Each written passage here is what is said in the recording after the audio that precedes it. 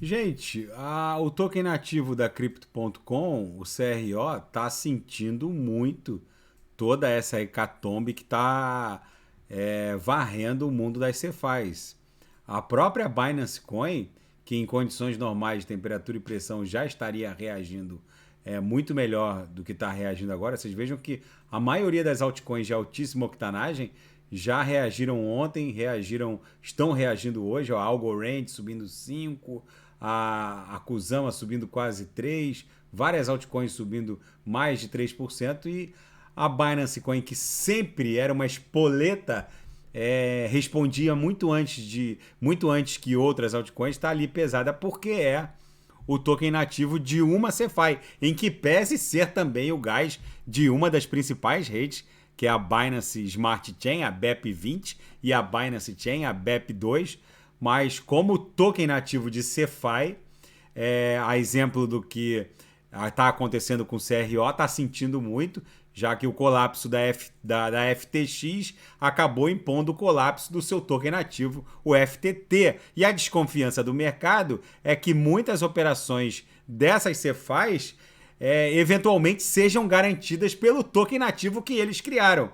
Tudo isso acaba criando uma espécie de efeito dominó se acontece alguma crise de liquidez. É por isso que o CRO caiu tanto, chegou a agulhar aqui ontem, dia 14 de novembro, para 0,0569. Agora já recuperou para 0,07.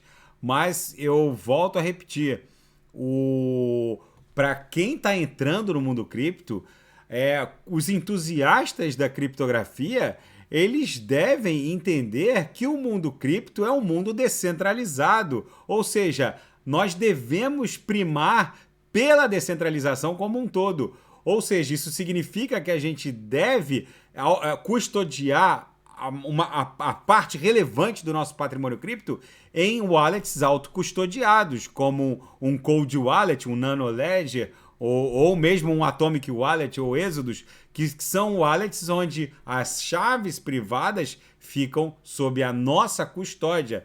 É muito interessante que tem supostos entusiastas do mundo cripto que pregam a custódia de criptoativos em CeFis, como Binance, Crypto.com, quando na verdade a descentralização impõe justamente o contrário.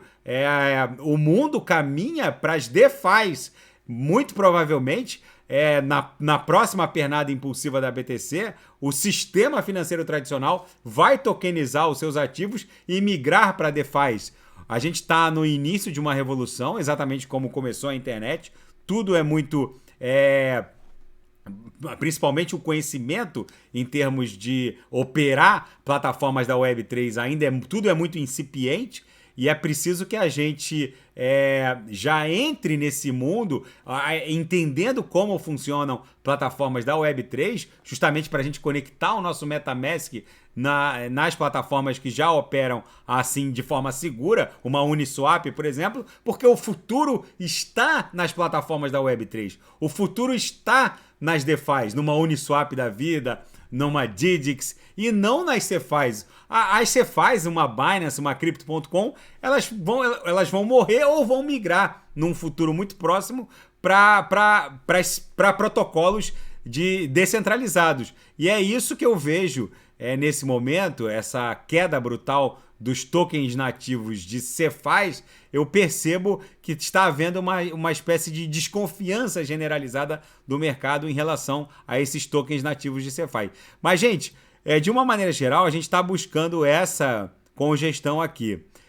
Toda essa corretiva exponenciada do token CRO tem relação direta com o colapso do FTT, que era o token nativo da FTX. Então vamos ficar com um olho no gato, outro olho no peixe, com um olho nas notícias e outro olho no gráfico.